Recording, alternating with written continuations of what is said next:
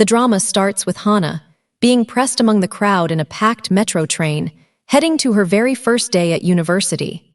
At the same time, Young, the captain of the college cheerleading squad, was practicing with his small team. In his mind, the stadium was full, students cheering loudly as they moved in perfect rhythm. But the reality was much harsher.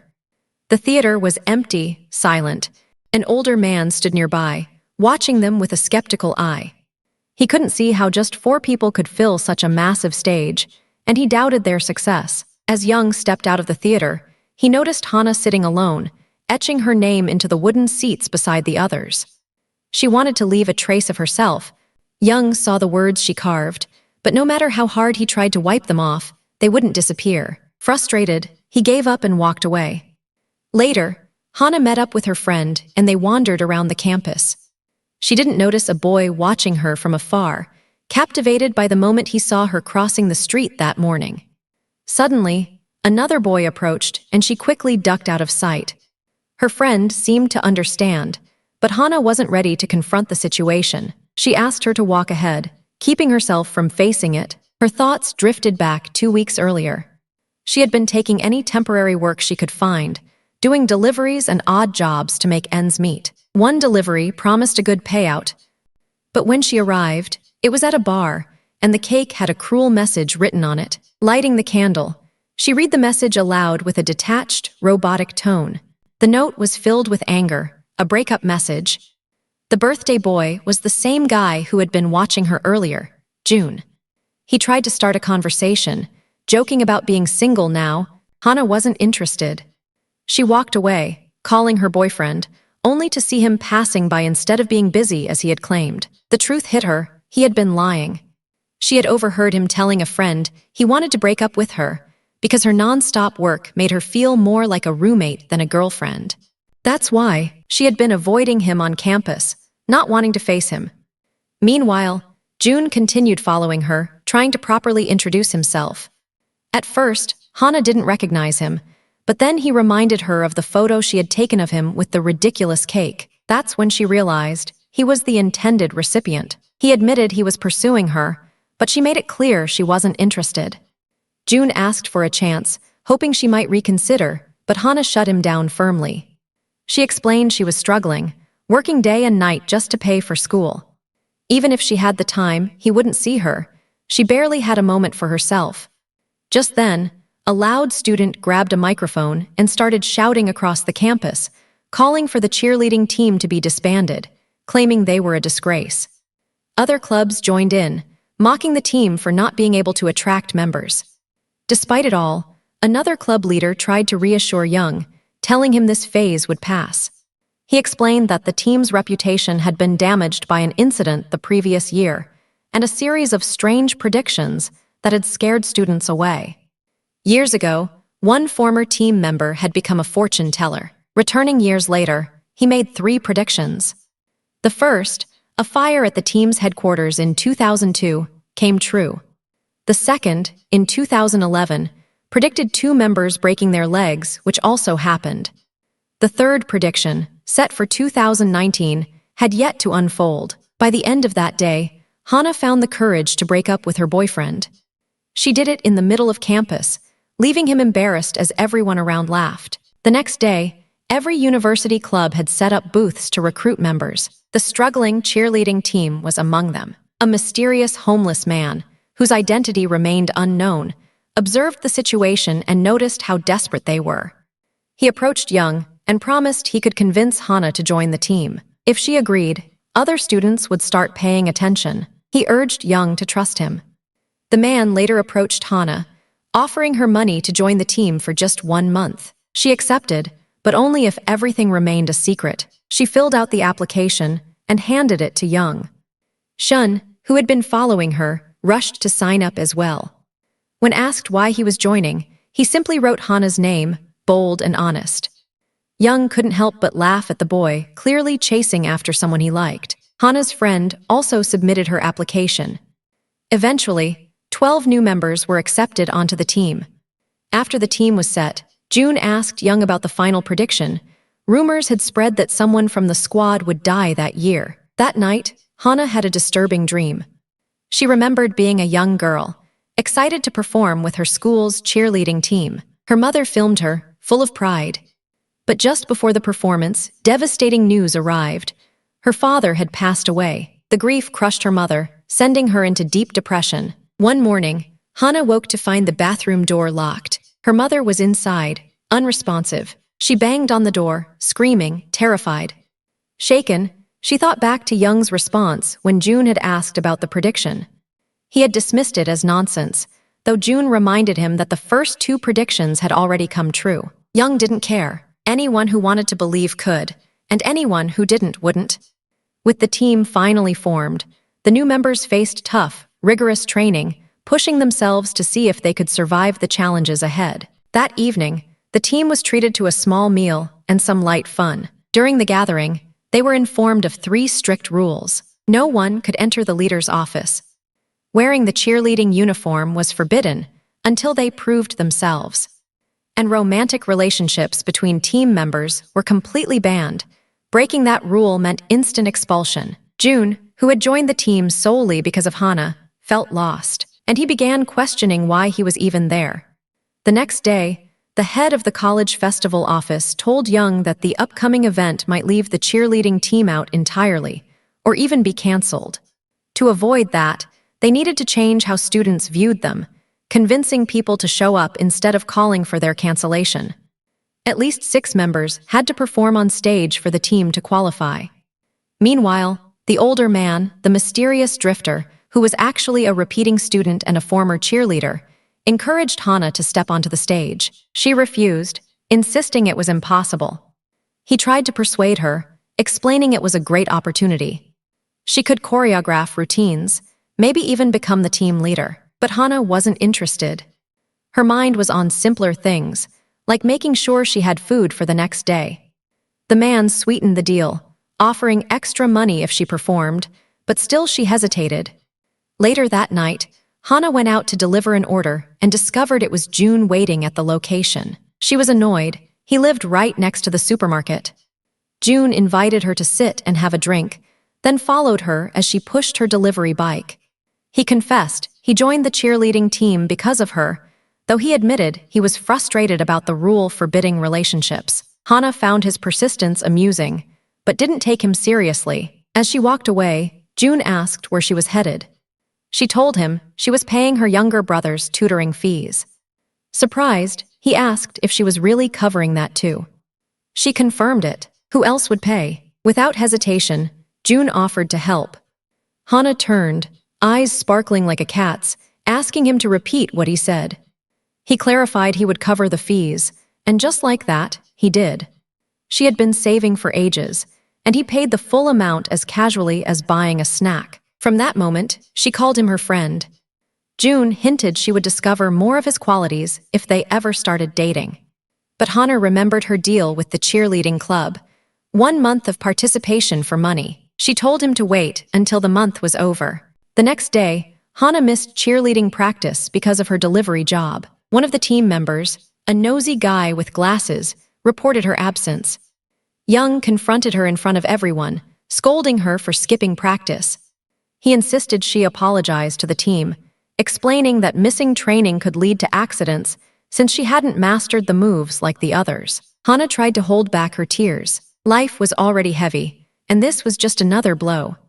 During a break, her ex-boyfriend appeared, trying to force himself back into her life. Young stepped in, telling him to respect boundaries.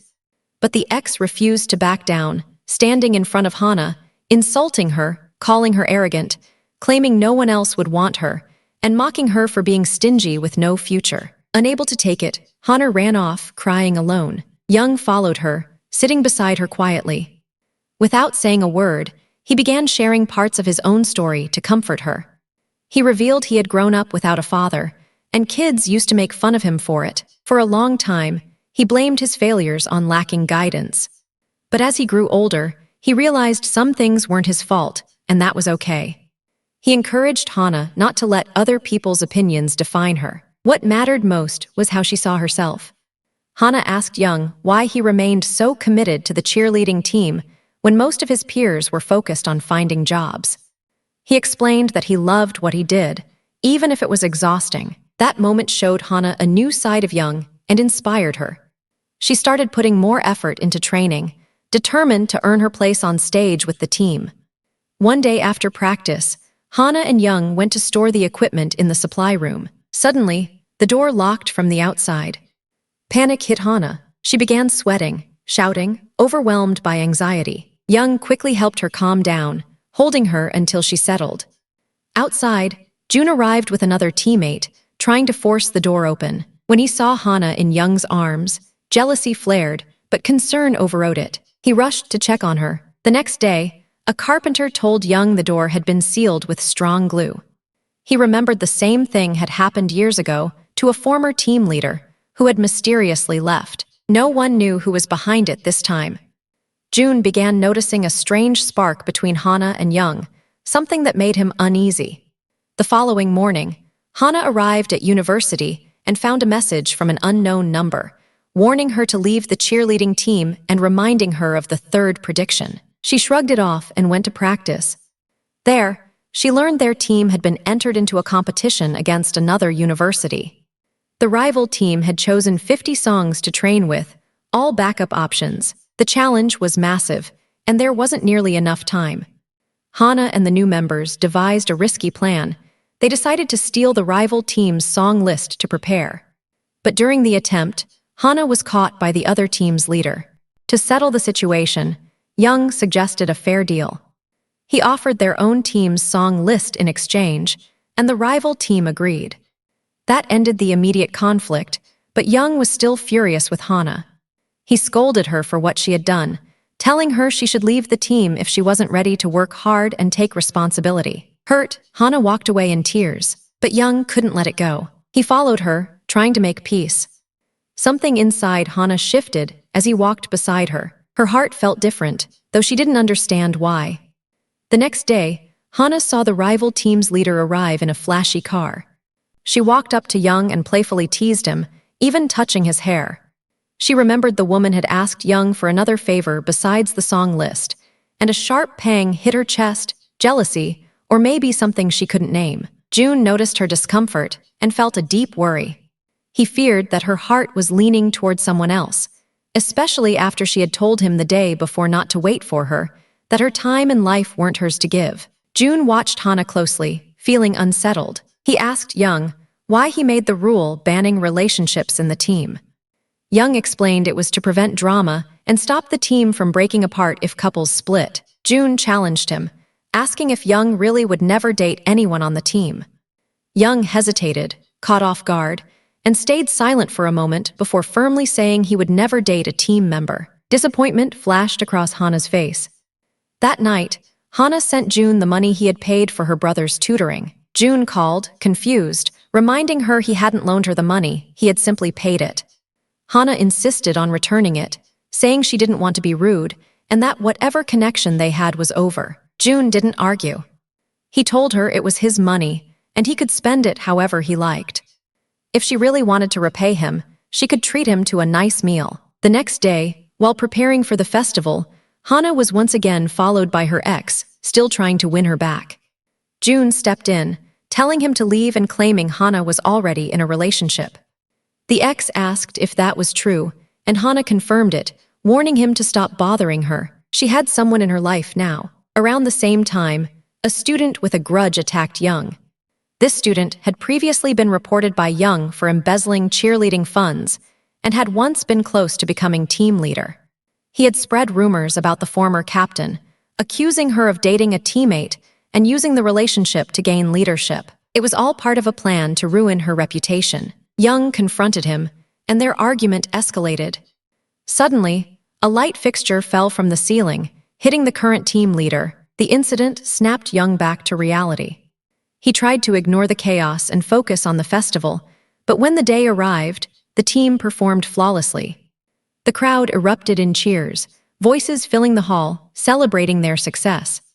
After the performance, Young complimented Hana on her effort. She smiled, admitting she hadn't expected to enjoy the experience so much. That night, during the second show, a shout echoed through the hall. Someone warned that a lighting unit was about to fall on Hana. She froze, unable to move. Young stood frozen as well, haunted by the fear of history repeating itself. Only June reacted. He rushed forward and pulled Hana away just in time, saving her from serious injury. Young ran to check on her. Seeing that she was safe, he sprinted off, convinced it wasn't an accident. His suspicion proved correct when he discovered the lights cable had been deliberately cut. Memories of the previous team leader's accident came flooding back. She had been locked in the storage room, and Young never believed it was a coincidence. He rushed to the control room to check cameras and lighting, but found no one. Whoever did it had already escaped. Later, the group tried to relax at the bar owned by the repeating student, the same man who had once been on the cheerleading team. Among the crowd was a suspicious man with glasses, the same one who had tattled on Hana before. He watched her and Young closely. He remembered the contract Hana had signed to receive money for joining the team, and he overheard the bar owner promising to increase the amount. His mind raced with ways to steal the contract. A few days later, the cheerleading team headed to a training camp in the forest. Hana and Young missed the bus and had to take the train to catch up. Exhausted from work and lack of sleep, Hana dozed off, resting her head gently on Young's shoulder and chest. Young's heart pounded nervously as he glanced around, hoping the train would move faster and she'd wake soon. That evening, Hana and Young arrived at the camp. After dinner, June walked with Hana under the night sky. While they talked, he noticed a suspicious man filming them. June confronted him, accusing him of stalking, but the man panicked and ran. Hana recognized him. He was in her year and had given her his number before. June grew uneasy. The man had posed as a university journalist.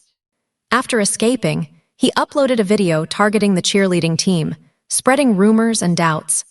The video questioned whether someone from the team might die, hinting at the leader who had been injured by the falling light, suggesting she might have died. The meaning was clear. Someone was trying to make the third prediction come true. If that happened, the team would be shut down.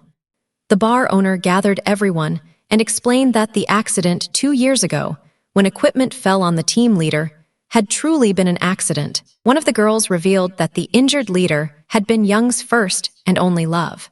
Hana felt a sharp pang of jealousy and quietly slipped away from the gathering. The next day, Young got a message demanding that Hana be kicked off the team immediately. He was furious and confused, wondering if someone from the old group of former members was behind it. After the camp ended and everyone returned to campus, Hana and her friend went to the training room, only to find a girl they didn't recognize standing there. It was the former team leader, alive and well. She said she had just stopped by to say hello, but since no one else was around, she would leave and come back another time. Moments later, Hana and her friend checked their phones and saw messages from the team group chat. All the new trainees had officially withdrawn. Just like that, they were gone. Only a few members remained: Hana, her friend, June, and one kind-hearted guy who had feelings for one of the girls on the team. Meanwhile, the student who had seen Hana's contract turned out to be the one who sent the threatening message to Young. That same student later confronted Hana while she was walking alone. He accused her of joining the team for money and gave her an ultimatum: leave within a week or he would expose her. To him, it was shameful to be paid for something others considered a dream. The next day, Young gathered the remaining team members in the training room. A senior student entered, announcing he would cooperate with the police to prove he hadn't taken any money from the team's funds. Suddenly, the former team leader walked in. Young was overwhelmed. This was the first time he had seen her since she disappeared. She offered her support, saying she was ready to help however she could. When Young asked if she was returning to finish her studies, she confirmed it. She had unresolved matters to settle. From the moment she arrived, Young's focus faltered. His thoughts were tangled in everything that had happened. Hana noticed and teased him, telling him to stop daydreaming and pay attention to the choreography. She joked that she wasn't going to teach him how to dance at this point in life. She could tell he was distracted by romance, though Young didn't quite understand what she meant. A week later, Hana made a decision. She went to the bar owner, retrieved her contract, and tore it up in front of the bespectacled teammate who had threatened her. She declared she would stay on the team, not for the money, but because for the first time in her life, She wanted to do something just for herself. The rest of the team joined them at the bar to continue the gathering. Hana stepped outside for a moment, and at the same time, Young got up to grab some food. As he passed her, he accidentally knocked her bag, causing it to fall. A folded page from an old magazine slipped out. It had a photo of the former team leader. Young was puzzled and asked how she had gotten it. Hana's friend explained that someone had placed it in her locker a few days earlier. Suddenly, unease filled the air. They tried calling her, but her phone was off. Panic set in. Young rushed out of the bar, fearing the worst, that someone might have hurt her or that the person who had been watching them had taken her. He searched desperately until he finally found her. Grabbing her shoulders, he asked where she had been and why she had left without telling anyone. She explained she had lost her phone and had been looking for it. Young, still shaken, admitted how terrified he had been. Every minute had felt like torture. Unable to hold it in any longer, he pulled her into a tight embrace, breathing heavily as his fear slowly left him. From a distance, June watched. A memory flashed through his mind, something a girl had once said back when he was a heartbreaker. One day, you'll fall for someone so deeply you'll cry over her and won't be able to have her. The next day, the head of student activities called Young to share feedback from the festival and competition. Despite all the challenges, the response had been overwhelmingly positive. The cheerleading team's budget was officially increased. When Young returned to the training room, he found Hana alone. She decided to speak her mind.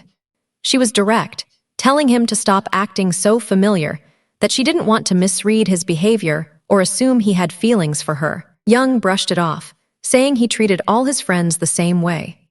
Hugs were just part of how he greeted people. She wasn't different. But as he stepped closer to hug her again, something changed. His heart raced, tension filled the air, and it was a mistake that caught him off guard. Hana called him a coward and walked away, leaving Young distracted for the rest of the day. He had another performance that night, but his mind kept drifting back. He even tried hugging other teammates to see if he'd feel anything. He didn't. The next day, Young entered the training room and saw Hana alone again. Panicked, he turned to leave quickly, but she called out to him, asking why he was running away. 2 days later, Young finally stopped avoiding his feelings. He realized he had been acting foolish and decided to give himself a chance.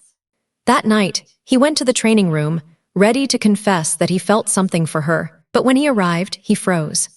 Someone had plastered the room with photos of him and Hana hugging, with the word repeat written across them, the same word that had appeared in the threatening message Hana received earlier, hinting that the lighting accident might happen again. Fear gripped Young. In a panic and without thinking, he went to Hana and apologized for getting close to her. He promised it wouldn't happen again, saying he was worried his presence might put her in danger. Hana felt crushed. She had hoped he was finally ready to confess the feelings she had sensed in him, but his words destroyed that hope.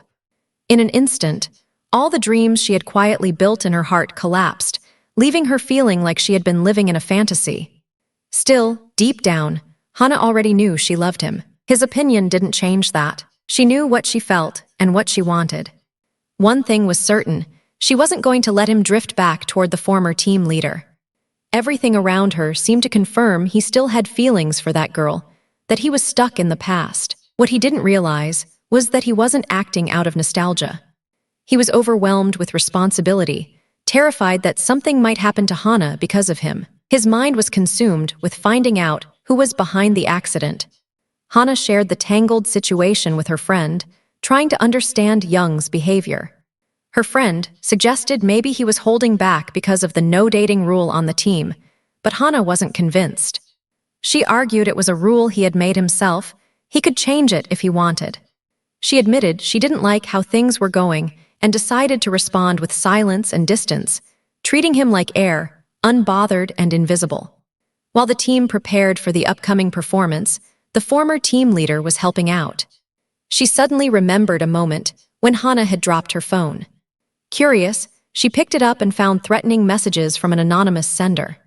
She replied, asking if it was the same person who had contacted her years ago. The response was chilling. "Go back to where you were." Then the sender blocked her. What scared her most was realizing the person might be nearby, possibly watching her in that moment. Determined to uncover the truth, she investigated and tracked down the student journalist from Hana's year, the one who had uploaded the controversial video. She confronted him, asking how he had known about the accident from 2 years ago. It had happened during a private training session and never been public. He revealed someone had sent him the footage, and that the same person who had sent him the videos was behind the emails too, someone currently on the team. With only 2 days left before the festival, the team got more bad news. Young informed them that the song they had been rehearsing for weeks could no longer be used. The artist had been in a drunk driving accident, and the track was officially pulled. Performing to that song was impossible. The team was devastated. After all their effort, all the exhaustion and training, they had to start over, pick a new song, adjust the choreography, and prepare everything from scratch, all with the festival so close. Young, weighed down by frustration, left the room silently. Outside, the former team leader approached him for a private talk. She revealed something she had kept to herself for years. Back when she had dated someone on the team, she had received anonymous messages like these. The first told her to break up with her boyfriend. The next accused her of ruining everything and warned she would have to pay. She confessed she had always suspected that the accident that ended her time on the team wasn't an accident. If her instincts were right, Hana was in real danger, and the person behind it all was someone on the team. Young listened, breathing shallowly as fear settled in. Every new piece of information confirmed what he had been dreading. Someone was targeting Hana. Meanwhile, the team didn't waste a second. They quickly chose a new song, similar in style to the original, adjusted the choreography, and encouraged each other, determined not to let the setback break their spirit. When the festival day finally arrived, the cheerleading team took the stage. Their performance went perfectly. No accidents, no disasters. The crowd loved it, and cheers filled the venue. After the show, Young went to change and found a message written on the back of a photo of him and Hana hugging. "Come to the observatory." He panicked, worried whoever had been watching might try to hurt Hana. He rushed to the observatory, but found no one. Unknown to him, someone was watching from above, eyes full of hatred and envy, the same person who had been spying on them and sending mysterious messages all along. It was an older student, a top member of the cheerleading team. Young shouted into the empty space, daring the person to come out, calling him a coward. The figure stayed hidden, staring back with resentment. Then the team leader arrived. The leader told everyone to leave. The situation was too dangerous. Later, the whole team went out drinking and got completely wasted. When they woke up, they were at Young's house, in a city far from home. Apparently, while drunk, they had agreed to visit Young's mother, who he said he missed. They even rented a van to get there. When they sobered up, they decided to spend the day in Bushausen by the sea to relax. That night, Hana sat beside Young while he watched the moon. She mentioned that his mother had said he often came here to look at the sky. Young quietly confirmed it. They sat in silence for a while, until Young suddenly turned to Hana. He reminded her of the time she had told him to stop flirting and apologized, saying he would stop. Hana looked upset and told him he could do whatever he wanted. But Young continued, saying he wasn't going to just stop flirting. He wanted to be serious. He admitted that he genuinely liked her. Hana was stunned into silence. Just then, she heard June calling her to join them for fireworks. As she turned, the light from a boat reflected in her eyes. In that moment, she remembered the mistake she had made the night before while drunk. She had kissed June. Guilt washed over her as she glanced between June and Young. She muttered to herself, realizing the mess she had made. Ever since returning to university, Hana had been avoiding Young, too embarrassed to face him. But she eventually knew she couldn't keep running. She needed to confront the situation and bring it to an end. One stormy day, Hana called June and asked to meet him at a cafe. She told him honestly that she had been drunk that night and didn't have feelings for him. She thought it was best if they kept their distance. June was heartbroken and left in tears. Afterward, Hana went to see Young. As soon as he saw her, he ran to hug her tightly. Realizing what he was doing, he pulled back slightly, but Hana didn't hesitate. She leaned in and kissed him, finally admitting that he was the one she truly loved. After Young walked Hana home, She told him they should probably keep their relationship a secret. Young said that if it bothered her, they could make it public. He was willing to take full responsibility. Hana assured him she wasn't upset. She just didn't want her best friend to feel left out. The next day, during cheerleading practice, the older guy who had been sending them threatening messages lurked around again. He pretended to help the team, organizing gear and acting friendly. But one of Young's teammates wasn't convinced. She recognized him as a friend of the guy who had spread rumors about the former team leader. The following day, Young announced a surprise trip for the team. Their first stop was a villa with a swimming pool, where they spent the whole day relaxing. The second stop was an abandoned building that looked like an old hospital. They planned a game where some people would hide, and the rest would search for them, with prizes for the winners. The older guy joined them on the trip and used the game as a cover to trap Hana in one of the rooms. He locked her inside and set the room on fire. Her friend searched frantically until she found the room, screaming and trying to force the door open. But it was made of solid metal and locked with a heavy padlock. Inside, Hana kept shouting for help until smoke overwhelmed her and she passed out. A flashback reveals that back when the former captain led the team, a guy had spread rumors about her to take her place. During that time, they were interviewing a new recruit, the same guy who would later send threatening messages. He claimed joining the cheerleading squad had been his dream since high school. Young tried to lighten the mood, saying they would probably accept him, and even if they didn't, he could join another team. But something about the guy felt off. He insisted that if he didn't get accepted, he would try again next year. The captain admired his persistence, and he began developing feelings for her. He left notes and gifts, but she eventually dated another teammate, making him jealous. He spread rumors claiming she had given someone a leadership role through favoritism. He sent her fake messages, urging her to break up. He believed she had broken the rules and needed to be punished. Back in the present, the malicious guy trapped Hana while the rest of the team was scattered through the old building, hiding and searching for players in Halloween costumes meant to scare them. He caused an electrical short and hid nearby, listening to her scream, repeating in his mind that she needed to be punished. The fire quickly spread. Hana, who had a deep fear of dark enclosed spaces, was overwhelmed. When the flames grew intense and she passed out, the same guy returned. In front of her friend, he broke down the door, carried her on his back, and acted like the heroic savior. An ambulance was called, and she was rushed to the hospital. Once she was okay, she returned home, where her mother made her a hearty soup, claiming it could give someone the strength of 100 horses. Her best friend came to sit with her for a while. Meanwhile, Young, the rest of the team, and the older students, including the guy pretending to be a journalist and the one responsible, were all at a bar, upset by what had happened. They kept saying how lucky it was that no one got seriously hurt, but Young wasn't convinced. He told them to stop being naive. This wasn't just an accident. Incidents like this had been happening too often to be random. One of the guys joked that Young was overreacting because something almost happened to his girlfriend, and teased that he was dating Hana. Embarrassed, Young didn't respond. Meanwhile, the troubled guy, the one behind the threats, watched closely, irritated. A senior student suggested it was normal for guys and girls to spend a lot of time together, and maybe it was time to get rid of the no-dating rule. But the troubled guy insisted that rules were rules, and if they were broken, they would lose control.